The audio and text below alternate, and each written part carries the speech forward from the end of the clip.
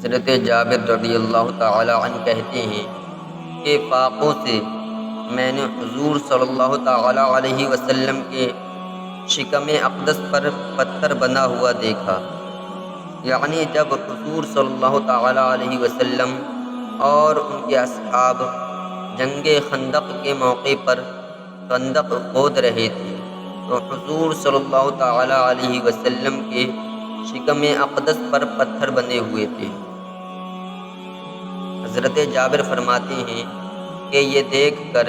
میرا دل بھر آیا اور میں نے حضور صلی اللہ تعالی علیہ وسلم سے اجازت لے کر اپنے گھر آیا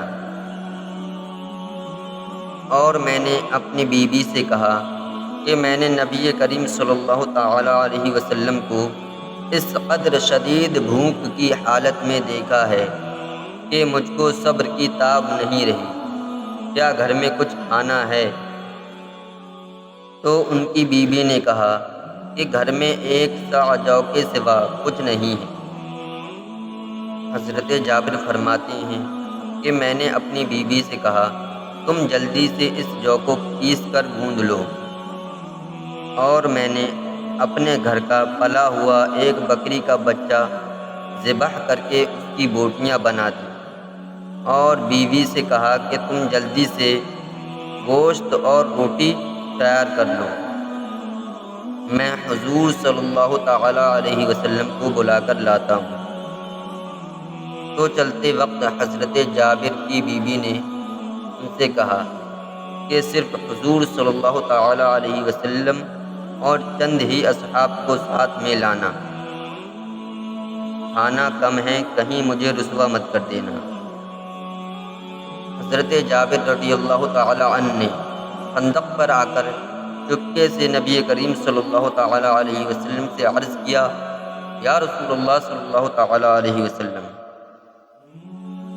میں نے ایک صاع آٹے کی روٹیاں اور ایک بکری کے بچے کا گوشت گھر میں تیار کرایا ہے،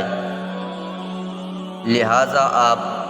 چند اصحاب کے ساتھ چل کر تناول فرما لیں۔ یہ سن کر حضور صلی اللہ تعالی علیہ وسلم نے فرمایا کہ اے خندق والو، جابر نے دعوت طعام دی ہے،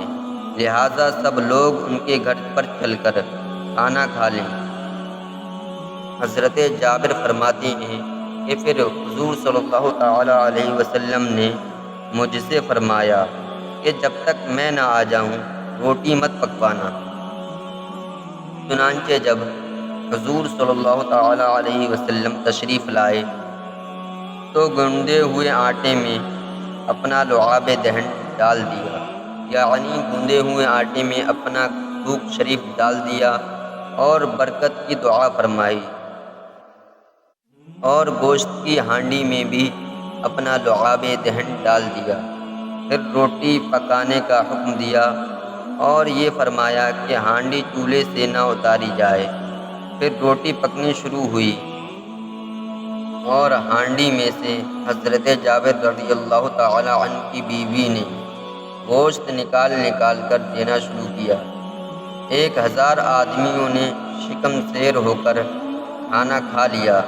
مگر گوندا ہوا آٹا جتنا پہلے تھا اتنا ہی رہ گیا،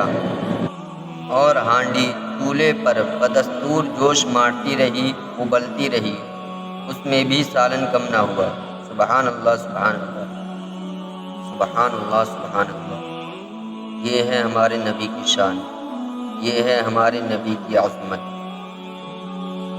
تبھی تو حضور تاج الشریعہ نے فرمایا، جہاں بانی عطا کرتے بھری جنت ہبا کرتے، نبی مختار کل ہیں جس کو جو چاہیں عطا کرتے۔ برادران ملت اسلامیہ، میں امید کرتا ہوں کہ آپ کو ہماری ویڈیو پسند آئی ہوگی۔